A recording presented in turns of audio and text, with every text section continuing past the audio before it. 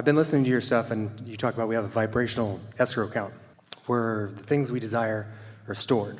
In a vibrational version that you've got to translate into reality through your attention to it, by your practice of it, Okay. by your realization of it. It's been revealed, you got to realize it.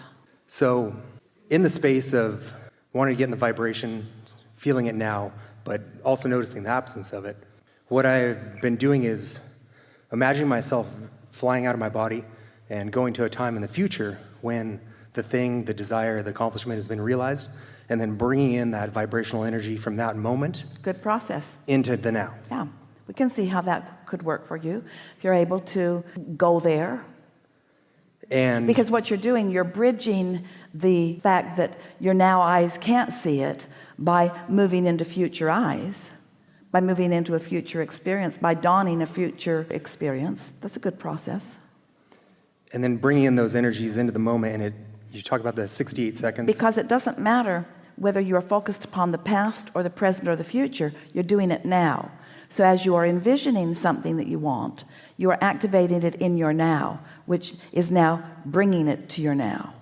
But the question is, and it's what we've been dancing around with here today, is as long as that visualization is not making you say, wait a minute, it's not here. In other words, if the visualization is strong enough, then that balance will tip on the fulcrum. It will.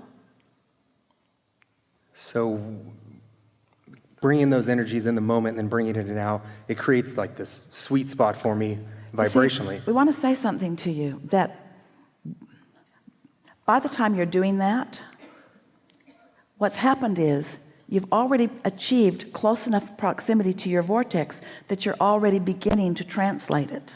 That is what's happening. You're actually peering into your vortex and seeing what's there, because the first stages of turning those vibrations to thoughts and those thoughts to things is that imagery, is that imagination. Or when it happens in your dream state, it is the same thing too. Okay. So once you're doing that consistently, you are on the verge of full manifestation. So the next step would be consistency between the steps. And the consistency comes with the enjoying it. I'm enjoying the pleasure of these thoughts rather than I'm doing this to make something happen. Because when you're doing it to make it happen, what hasn't happened gets a little foothold. If you're doing it for the pleasure, then there's no resistance, there's no downside to that. So that's where imagery comes in, just for the pleasure. Sitting and contemplating pleasurable thoughts is the most productive thing that you could do.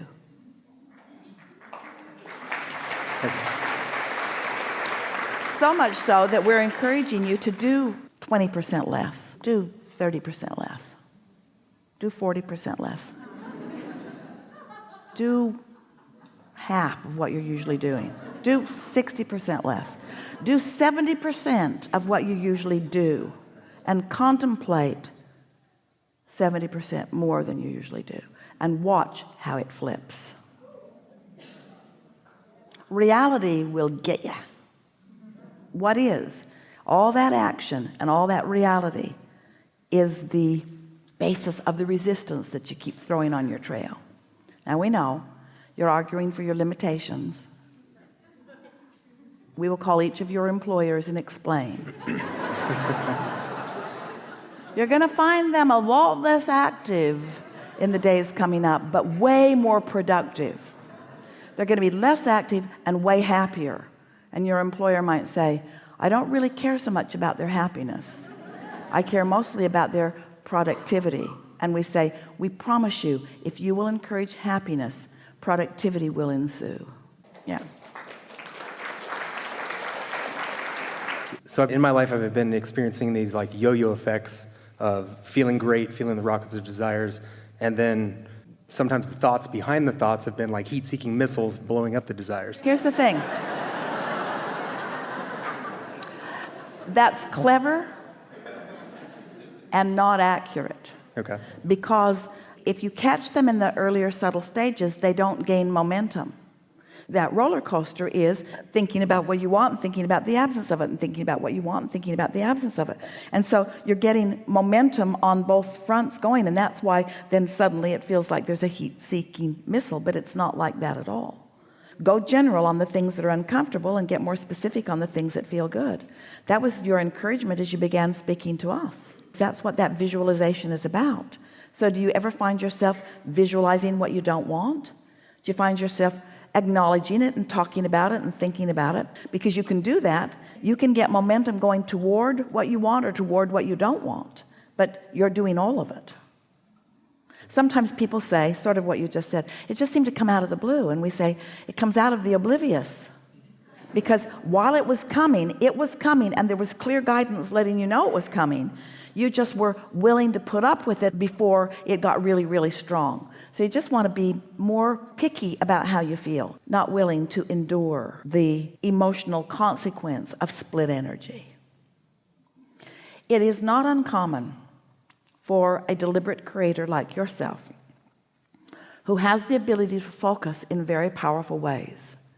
It's not uncommon for you to have an experience like you described, because you are a powerful focuser. So when you use your power to focus and concentrate on wanted, you get a lot of momentum going fast. And when you use it to focus on unwanted, you get a lot of momentum going fast. And that's why it's that roller coaster. But that's all right, because as long as you understand what it is, it doesn't matter, does it?